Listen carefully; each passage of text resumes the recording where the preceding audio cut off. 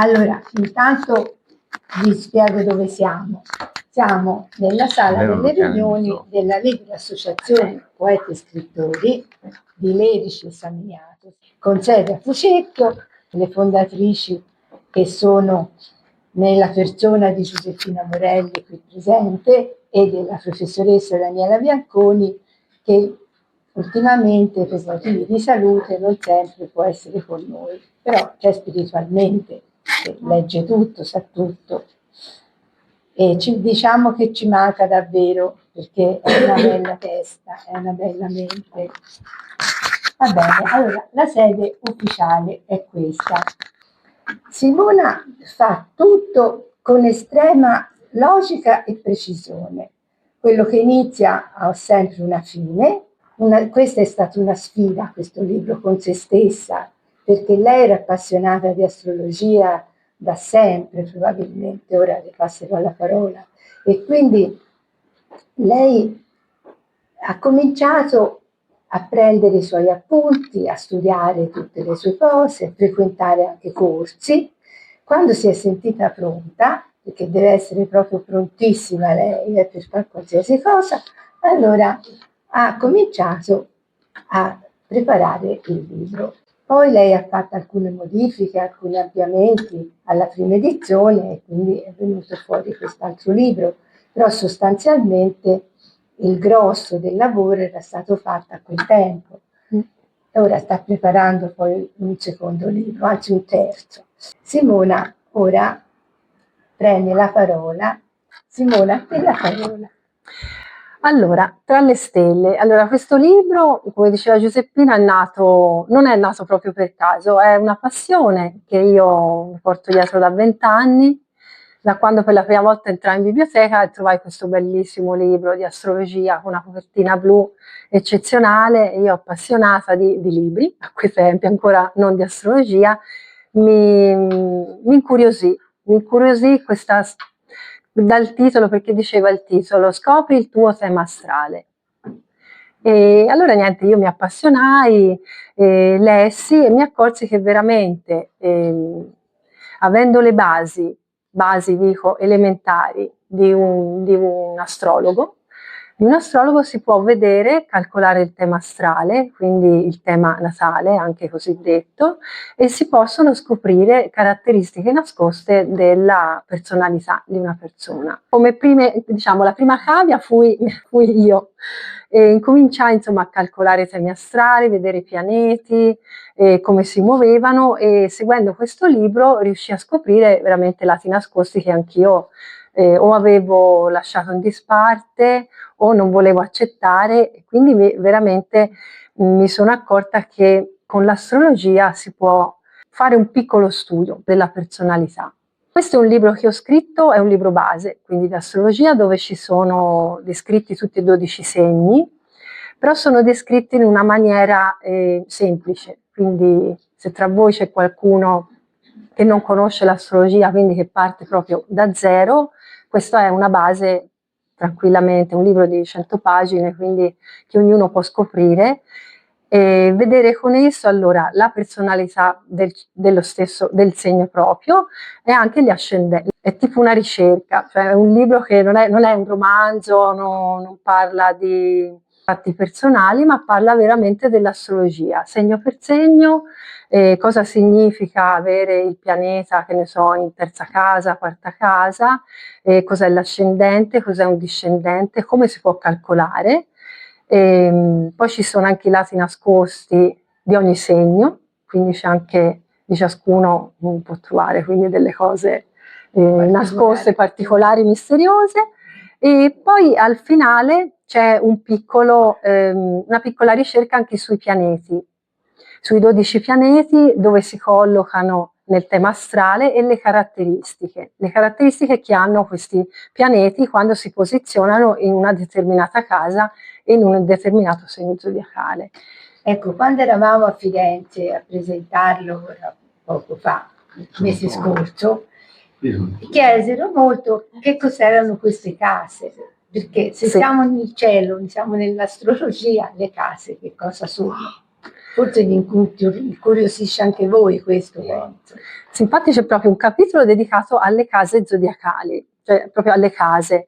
La casa cosa sono? Sono 12 case, ogni casa è presieduta da un segno zodiacale. Quindi per esempio l'Ariete è il padrone, diciamo il proprietario, tra virgolette, della prima casa. E così segue col secondo che è il Toro, il terzo Gemelli, e questo è quello che dà praticamente il cerchio zodiacale, che è diviso in 12 settori. L'astrologia parte soprattutto dalla geometria, secondo me. Quando un pianeta si posiziona in una determinata casa, lì si può scoprire la caratteristica che è particolarmente della casa e la caratteristica che esce fuori dalla personalità. E nel tema astrale bisogna vedere praticamente tutte e 12 le case, quindi partendo dalla prima, che è l'ascendente, la prima casa, e proseguendo per tutte e 12, considerandole tutte. Però il modo come lei ce lo spiega e ce lo presenta è semplice poi. E quindi leggendolo ci si rende conto che anche noi possiamo in qualche modo entrare in questa logica, in questo mondo. Magari poi... Sì, è una piccola introduzione, come dicevo prima, non è un trattato. Chiamandolo lei. Sì. Il secondo volume. È un secondo volume, perché nel primo io parlavo solo dei 12 segni zodiacali, mentre in questo secondo ho aggiunto i pianeti e le case. I pianeti e le case e poi un piccolo capitolo che è quello dedicato all'amore, che si chiama proprio la fusione degli elementi in amore, perché sono divisi gli elementi a seconda scusate, è diviso l'amore a seconda degli elementi, perché sappiamo, non so se sapete, che i segni zodiacali sono anche dominati dall'elemento che è il fuoco, la terra, l'acqua e l'aria. Quindi a seconda io ho fatto delle varie associazioni studiando un libro tra l'altro di filosofia astrologica, che anche quello ho trovato in biblioteca. Volevo una cosa un po' carina, però non volevo, cioè volevo dare delle piccole basi su tutto. Per esempio qui troverete le associazioni tra un segno di fuoco con un altro segno di fuoco e vi può dare un consiglio su, per esempio anche sul lavoro, perché le associazioni non solo sono considerando relazioni d'amore, ma si considerano anche relazioni di lavoro, soprattutto perché al lavoro siamo sempre di amicizia. Quindi qui c'è una piccola base che uno può dire, sì, insomma, quel collega che ha un segno di fuoco, insomma, devo stare attento un attimo a come si comporta. E qua riuscite a trovare queste piccole cose. E per quello Astrologia 2, perché ho inglobato questi 3 capitoli in più. Allora, Sabrina, che ne pensi allora di questo libro? Come assessora alle pari opportunità, prima consigliera con delega, presidente della commissione delle elette e nominate, un inciso, tanto so che me lo concedete, commissione che peraltro fu voluta fortemente da una persona a voi cara e anche a noi cara, che è qui presente, che è Silvia Melani, allora vice sindaca del comune, quando fece questo cambiamento istituzionale. Per niente banale, Silvia, quindi non me la bocciarono proprio il consiglio comunale, ecco, però nonostante questo per rimarcare la forza delle donne quando si vede fino in fondo, ecco, io credo che Silvia è una grande rappresentazione, quindi ti faccio i miei complimenti, sono molto felice di essere qua, ti avevo detto che non avrei assolutamente mancato, questo anche per quello che dicevi te, Giuseppina, sono 10 anni che collaboriamo insieme sui temi dei diritti delle donne, per le pari opportunità, e con voi abbiamo promosso tantissime iniziative insieme ai poeti, scrittori, poetesse e scrittrici, cercando di valorizzare il più possibile la scrittura e la poesia. Quindi oggi per me sono doppiamente contenta, perché valorizziamo in questo caso una persona che con te, che hai ben raccontato, che ti sta a fianco, come ti è stata sempre a fianco anche Anna, che porto anch'io nel mio cuore, che ti sta a fianco, quindi valorizzare qualcuno che perlomeno questo decennio che insieme abbiamo portato avanti questi temi, una persona che si è impegnata tantissimo in quel modo scrupoloso che te dicevi, ecco, mi rende ancora più felice. Quindi complimenti Simona, io trovo il tema interessante perché, come ho accennato prima, mi ha sempre un po' affascinata, questo lo dico a titolo personale, quindi bene, aspettiamo la terza, Sì. ci godiamo questa stampa e aspettiamo poi le varie aggiunte tra le stelle astrologia 3. Grazie.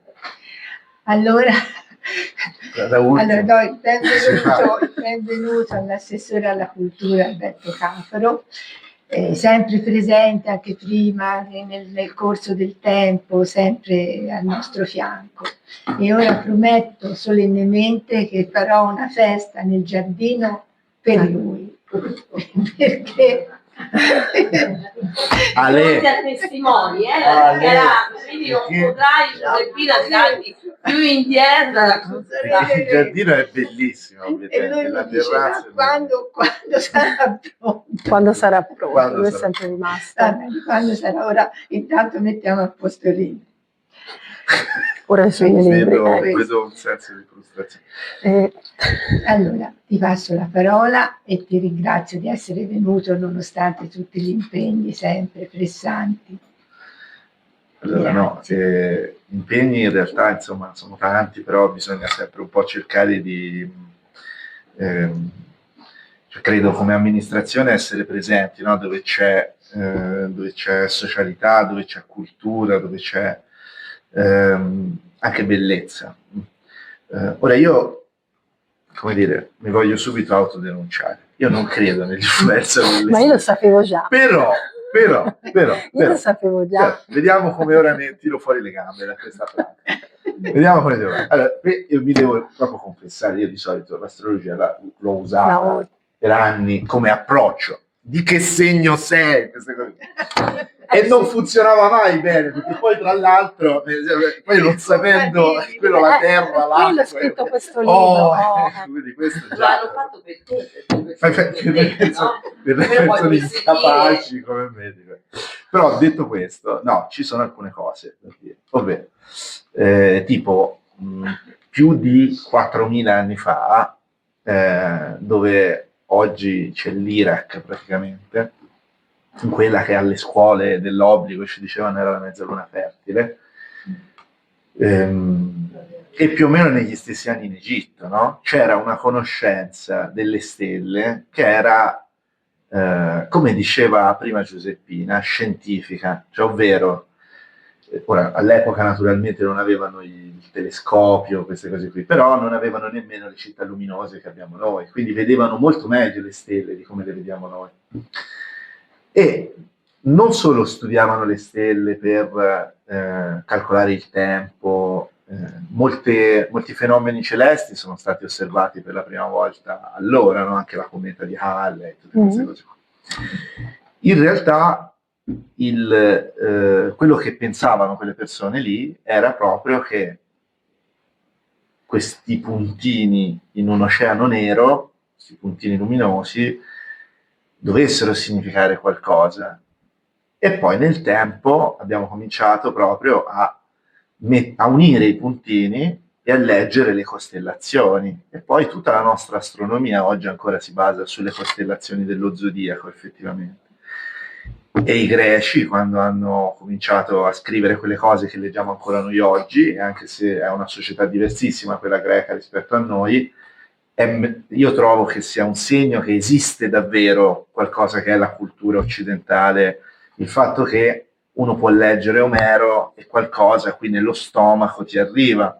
Quando leggi i miti greci e leggi che c'è, non so, Atteone oppure Orione, tutte queste figure che poi diventano delle stelle. Giulio Cesare, quando muore, compare una stella e si pensa che sia quella stella. Tutto questo pippone per dire cosa? Uno, che come dire, il rapporto tra gli uomini e le stelle è sempre stato fortissimo. E due, che oggi noi viviamo in un mondo che fa un po' come Alberto, cioè ovvero non ci crede molto all'astrologia, ma non crede molto neanche a tante altre cose, cioè non crede per esempio, non crede nella religiosità, cioè non crede nel sacro, non crede che ci sia qualcosa di ultraterreno, crede spesso nella materialità della quotidianità, no? Non crede più nei sentimenti che legano le persone, non crede nel disinteresse, no? Cioè che le cose si facciano perché c'è qualcosa di più alto dell'interesse materiale che ti porta a fare qualcosa. Per cui io allora dico che non tutto sta scritto nei libri e che è molto affascinante in realtà che una persona come Simona, che appunto insomma lei è una grande appassionata di carte, cartografia e tutte queste cose qua, e in parte si lega alla calligrafia. Sì. Che è una persona che ha un intelletto così, come dire, razionale, che organizza le cose in modo razionale, sia così affascinata da questo mondo da scrivere un libro e poi condividerlo oggi. Per cui io magari ho qualche difficoltà a credere che il toro, cioè a parte il fatto che il toro, l'uomo toro, ragazzi, ma qua l'uomo toro andatelo a leggere il libro, fa delle cose fantastiche, quindi, però lasciamo stare. Però al di là di questo c'è già una buona influenza secondo me, che è quella di Simona, che ci ha portato tutti qui in un freddo pomeriggio, diciamo, di novembre, un po' grigino, un po' così, e ci ha messo tutti insieme in questa stanza, per cui francamente qualcosa di non razionale è già successo e forse è meglio così. Grazie Simona per averci portato qua. Simona ha dei quaderni grandi, quaderni che ci sono anche alle elementari, no? Il quaderno grande, no? Il quadernino. In questi quaderni lei da anni scrive accuratamente tutto quello di importante che succede in quel giorno. Quindi se te hai spedito una raccomandata nel 2001 alle ore 15 e c'hai lo scontrino registrato, lei ha un archivio pazzesco, ma spiego, chi è di voi che segna tutto così? Io ho provato a segnare la spesa per qualche mese, poi mi sono accorta che era meglio di no e quindi ho smesso. Io comincio sempre a fare le agende fatte bene, poi però perdo l'agenda e quindi non so. No, dicevo anch'io. Che perde l'agenda. Cioè, questo è un fatto problematico. Quando facevamo tanti viaggi con i poeti, lei tranquillamente, ma quanto si spese l'aereo quando si andò 5 anni fa? C'è il quaderno, quindi. Gli ho salvato la vita tante volte quando facevo le cose. Io prerogativa del tuo segno? Allora, ho scoperto di sì. C'è il mio metodo di lavoro che è la casa 10, e io ce l'ho in Vergine, e la Vergine, come dice l'astrologia, è un segno preciso che ama archiviare e pignolo fino all'infinito. Guarda, e quindi comincio a credere, io sono la moglie Vergine. E quindi sì, ho scoperto che era per quella cosa lì, perché essendo Sagittario io sono sempre un po'... È una, tra virgolette, caccola, nel senso proprio tutto, segna tutto. Capignole, sì. Io praticamente vivo di Nerse perché fa tutto lei, quindi mi sta bene, però ecco, ma hai inventato la parola, lei è della Vergine e è proprio un'entità di una precisione. Sì, è la precisione in assoluto. Comunque, allora la parola tornando a lei, ci hai riempito di curiosità. Sì, quindi fa piacere.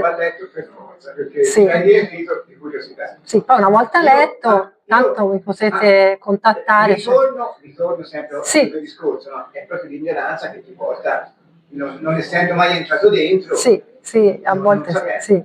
Magari uno legge questo libro e allora comincia a farsi delle domande.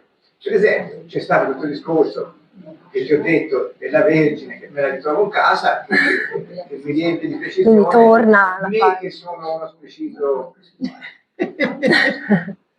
Ho trovato subito un riscontro positivo in quello che dici. Ecco, mi fa piacere almeno. Allora, sentiamo queste belle signore se hanno qualche domanda da fare a Simona, qualche curiosità che volete chiarire. Simona, guarda, sono rimasta, commentavo, ci ho visto anche un po' parlare, che siamo veramente contenti e ti facciamo proprio tutti i nostri complimenti. E se permetti, una osservazione che è un quesito che mi è sorto e che solo te puoi risolvere in quanto esperta. Tu, la relazione tra l'astrologia, di cui ci hai parlato, e l'oroscopo.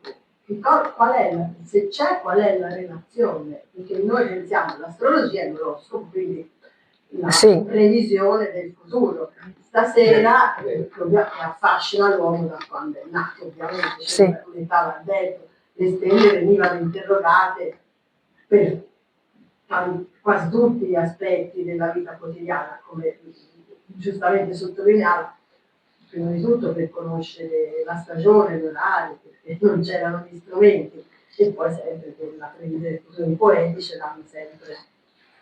mi hanno sempre interrogate per questo. Ecco, quindi la relazione, se c'è, qual è? Allora, voi volete sapere, insomma, sì, c'è una relazione, anche perché l'astrologia è l'oroscopo, cioè l'astrologia è l'oroscopo, perché praticamente a volte gli danno due nomi come il tema astrale e il tema natale, ma sono la stessa cosa. Quindi astrologia, cioè ciò che riguarda gli astri, quindi gli astri. L'oroscopo è praticamente è sempre l'astrologia, solo vista nella maniera del singolo segno. L'oroscopo praticamente è il gruppo dei 12 segni che creano l'oroscopo. Sarebbe una specie di astrologia applicata alle persone. Sì, senso, sì. È applicata in modo sì. Comunque c'è un'introduzione, anch'io faccio proprio praticamente l'oroscopo anche quando si sente alla radio. Oggi diciamo, ascoltiamo l'oroscopo di oggi e iniziano a parlare infatti Ariete, caratteristiche, Toro, cosa succede. Non ti dicono parliamo di astrologia. L'astrologia praticamente è lo studio dell'oroscopo, che sono i 12 segni. Voi l'oroscopo lo dovete vedere come il gruppetto dei segni. Cioè l'oroscopo è come se è l'insieme di segni, aggiunto poi a pianeti, aggiunto alle case. L'astrologia è tutto l'insieme. L'astrologia è, per esempio, oggi parliamo di astrologia e parliamo i segni con i pianeti, lo studio dei pianeti, le congiunzioni. Cioè, l'astrologia praticamente, allora c'è un'altra domanda, è tutta l'insieme, diciamo, la mamma che raccoglie tutto. Perché ognuno, chi legge l'oroscopo, tutte le persone che leggono l'oroscopo ci si trovano. Cioè, a volte sì, a volte sì. Perché qualcosa di loro c'è sempre, perché le 5 righe che un giornale mette dell'oroscopo, secondo me le persone ritrovano qualcosa di loro almeno in una riga. Cioè, sì, perché nell'oroscopo loro fanno, almeno gli astrologi, quello che mi hanno detto e che ho scoperto anche leggendo, che l'oroscopo è il segno solare, quindi è lo studio del segno solare, quindi nella caratteristica del segno solare c'è sempre qualcosa, che ne so, che la Vergine è precisa, come diceva, sì, la Vergine è precisa, il Toro un po' meno, quindi quello è l'oroscopo. Però nel primo libro che avevi scritto, io mi sono completamente ritrovata nel mio segno, ma precisa. Perché sembra si vede, che proprio te hai stampa precisa, Scorpione. Sì, perché si vede tu hai nel tuo tema natale lo Scorpione e non l'hai solo nel segno solare, che il segno è praticamente quello, dico, il famoso oroscopo, ma lei avrà, ora non mi ricordo, ma avrà la luna in Scorpione o Mercurio Scorpione, quando c'è un insieme, sì, quando c'è un insieme di pianeti che sono in uno stesso segno, lì è il famoso stellium, si chiama. Praticamente il segno, per esempio, Gabriella, se ha 3 pianeti in Scorpione, vuol dire che lei è già 3 pianeti, già un 70% Scorpione quasi puro, quindi lei ci si ritrova nella caratteristica dell'oroscopo dello Scorpione. La cosa più vera, secondo me, più complessa, più vera e spiegata è nel libro. L'astrologia applicata all'essere umano. Sì. E diventa l'oroscopo. No, scusate. Ma anche Aurora poi mi volevi dire una cosa. Se questa ricerca che hai fatto in qualche modo è stata un'urgenza tua di capire a che punto della tua vita eri, cioè perché hai iniziato questa meticolosa ricerca sull'astrologia. Sì, anche quello, sì, perché... Cioè, è partita dalla tua esperienza personale o tu hai voluto approfondire a un certo punto perché è una cosa che pregressa che ti affascinava? Allora, all'inizio era solo qualcosa che mi ha affascinato, curiosità, perché io sono curiosa di natura, io tutto quello, io devo capire perché questa penna è blu e bianca, per dirvi, no? Nel mio cervellino, devo capire perché questo è fatto così. Allora io dovevo vedere l'astrologia cos'era, la famosa domanda, la differenza tra astrologia e zodiaco, perché lo chiamavano oroscopo, perché lo chiamavano zodiaco, perché... E poi facendo il tema astrale, quindi proprio lo studio della personalità con tutti i pianeti e le case, ho visto che veramente la personalità, c'erano delle cose che uscivano fuori, quindi che mi ritrovavo, perché non capivo come mai, come diceva Giuseppina, io dovevo scrivere tutto e lei no, cioè perché? Quindi sono andata a vedere, cioè, e mi ha aiutato, in effetti mi ha aiutato, sì. Sei partita una ricerca tua interiore? Sì, è proprio una ricerca, sì, interiore. Almeno nel mio caso è stato così, perché se no non avrei mai scritto un libro, non mi sarei mai esposta così, perché io sono anche una persona abbastanza...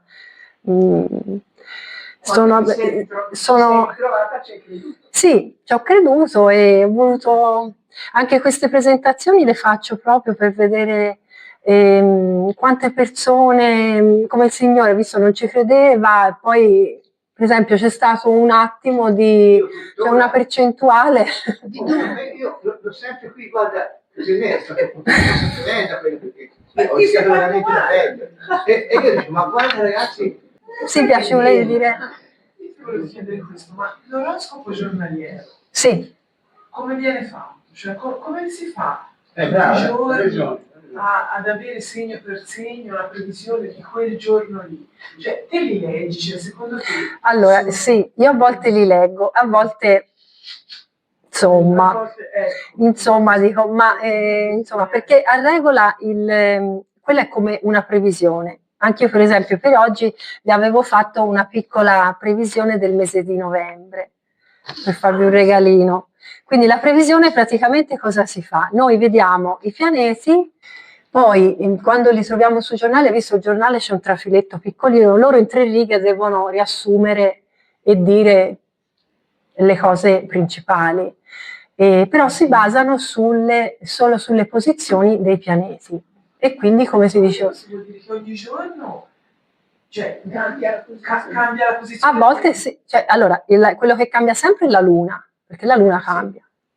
Ci sono dei pianeti che rimangono fermi, pianeti che diventano retrogradi, quindi bloccano. Quando un pianeta diventa retrogrado, diciamo, è un periodo che blocca tutto. Praticamente non so se vi è mai successo che non vi va bene nulla o che dovete aspettare qualcosa.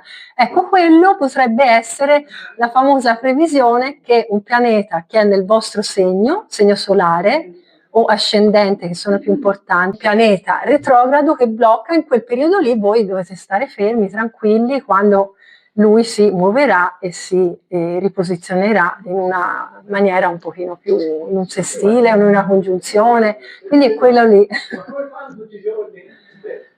Sì, e guardano il movimento dei pianeti, tutti i giorni loro guardano quella cosa lì. Cioè, infatti anche ora, oggi vi avevo fatto un riassunto per darvi una piccola, perché non so ora... Sì. perché mi piace, io ogni tanto li faccio, poi anche perché a volte, anche per comprare una casa, a volte dicono il periodo più brutto, il periodo più... Praticamente partirai con me. Allora, praticamente io ho fatto solo il mese di novembre, quindi i pianeti che sono in cielo cosa fanno in questo mese? Allora, il mese di novembre quindi è un mese già intenso e è ricco di movimenti e cambiamenti, perché i pianeti cosa fanno? Ci sono 10 pianeti che cambiano la loro posizione.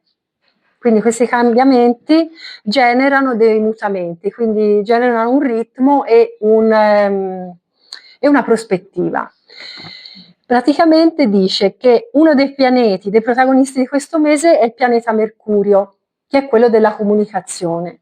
Mercurio cosa fa? Sarà in moto retrogrado, come vi dicevo prima, quindi essendo retrogrado lui cosa fa? Gira all'inverso.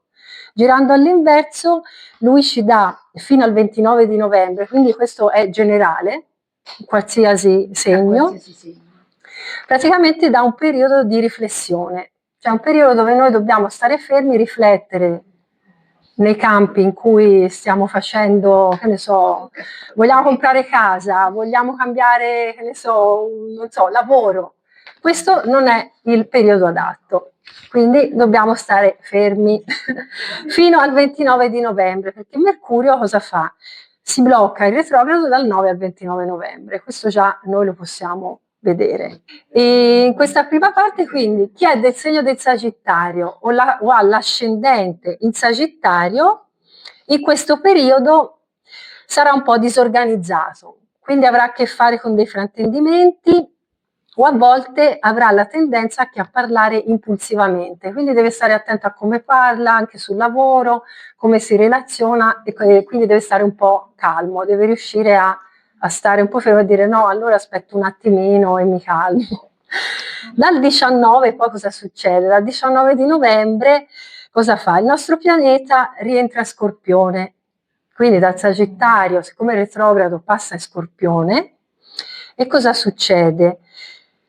Agli amici dello Scorpione e chi ha ascendente Scorpione lo invita a scavare più a fondo e a riflettere su alcune cose. Può riguardare sia l'amore, il lavoro, deve riflettere, quindi deve capire di cosa ha bisogno. Per chiudere anche definitivamente una cosa, perché è una cosa che ci deve pensare e poi chiudere.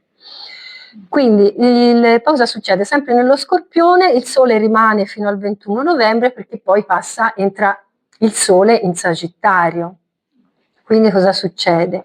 Dal 22 di novembre, quindi siamo già quasi alla fine del mese, entra il Sole in Sagittario e l'atmosfera diventa più leggera, più aperta, perché il Sagittario come segno solare, posseduto da Giove, quindi blocca questa riflessione che è tipica dello Scorpione e del Mercurio retrogrado che ferma tutti, è come tirare un cavallo per le briglie.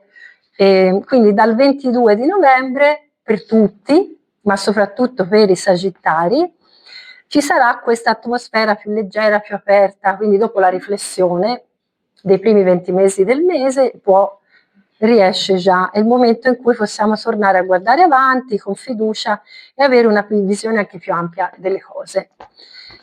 E nel frattempo entra anche Marte che è il pianeta della guerra.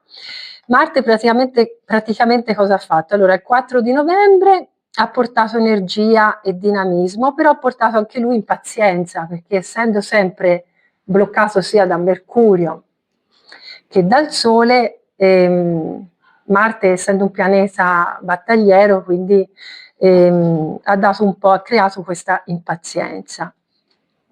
Quindi si congiunge poi con Mercurio e quindi anche lì dal 13 novembre, come vi dicevo, cioè praticamente dal 1 di novembre fino al 21 non prendere decisioni importanti, quindi pensare molto sulle cose, essere più attenti anche a quando si parla con i colleghi, anche in famiglia, perché siamo più propensi alla guerra, cioè a arrabbiamenti, a cose varie. E a fine mese vediamo un po' la luce, quindi rientrando allora in Sagittario abbiamo anche Venere che rientra anche in bilancia, quindi che è della bilancia e favorizza l'armonia e la conciliazione con le relazioni, quindi c'è più comunicazione, però da fine mese, dalla fine del mese, perché poi rientrando anche nel segno solare del Sagittario abbiamo anche un periodo più dinamico e quindi anche organizzazione di viaggi, nuovi orizzonti, e quindi possiamo anche... Quindi è la fine di novembre fino a dicembre, poi siamo tutti più tranquilli. Poi c'è la nostra amica Luna, che la Luna cambia ogni giorno, quindi abbiamo avuto una Luna piena nel Toro il 5 di novembre, non so se l'avete vista, bellissima, grandissima.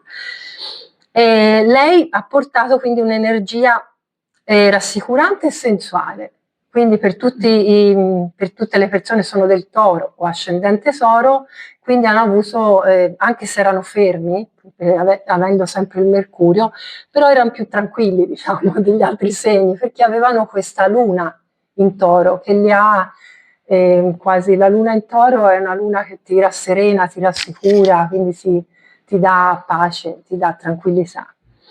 Poi la Luna il 20 di novembre entra a Scorpione, e si congiunge a Mercurio, perché tutte queste cose gli astrologi lo vedono, come gli astronomi. La congiunzione tra due pianeti si vede quando vedete anche che vi dicono, non so, guardate le stelle, c'è il bacio fra Venere e Giove, abbiamo assistito, anche si poteva vedere, non so se l'avete visto, anche praticamente si riusciva a vedere in cielo sia Giove che Venere, i due pianeti. Però questo sono gli appassionati. Quindi, Super telescopio. sì, proprio il telescopio, però si poteva vedere anche a occhio nudo, cioè si vedevano proprio queste due stelle bellissime, questo mi pare a giugno, verso giugno, luglio. Vedendo da occhio nudo. E sono più luminose. Ah, più luminose. Sì, si vedono proprio, sono veramente più luminose che riflettono quindi la luce. Quindi novembre nel complesso per tutti, questo riguarda tutti i segni, a parte le eccezioni che vi ho detto prima di alcuni segni, quindi il messaggio del cielo è il chiarimento, rivedere le cose e ripartire. Quindi a fine mese, quindi state tranquilli, se avete dei blocchi o delle cose non vi preoccupate, perché a fine mese tutto potrà procedere nel migliore dei modi. E poi perché questo poi qui vale per tutti. no, i segni sono tutti belli, hanno tutte caratteristiche, quindi non vi fidate di quelli che dicono lo Scorpione è il segno più cattivo, non è vero niente, perché io ho trovato delle persone dell'Ariete che erano più cattive. Tutti i segni hanno, però alcuni li hanno più accentuati. Hanno più accentuati, un po' meno, sì. I segni hanno tutte le caratteristiche, sì. Però la differenza la fa, si è più accentuato o meno accentuato. Sì. E lo fa l'ascendente. Sì, l'ascendente, come dicevo prima, lo studio dei pianeti, quindi si parla di astrologia, studio dei pianeti, i pianeti nelle case, come vi dicevo prima, no? Nella piccola previsione che vi ho fatto, quando Mercurio si sposta e va nei vari segni, perché non è che rimane sempre fermo in un unico, se no saremmo sempre tutti... Probabilmente chi non crede nell'astrologia, penso, che cioè, riesce difficile capire l'influenza del movimento dei pianeti rispetto a noi. Secondo me sì. Perché poi alla fine è un dato di fatto che i pianeti, le costellazioni che ci sono, le stelle, che ci sia tutto, cioè questo voglio dire. Sì, sono cose reali, non è che... Però è magari l'influenza di tutto questo riferita al simbolo. Brava, sì. Va bene, tesori. Allora si fa un bel applauso a Simona. Grazie. Poi se volete, insomma, il librino io poi ve l'autografo, quindi... Grazie. E poi Simone è sempre una stupenda.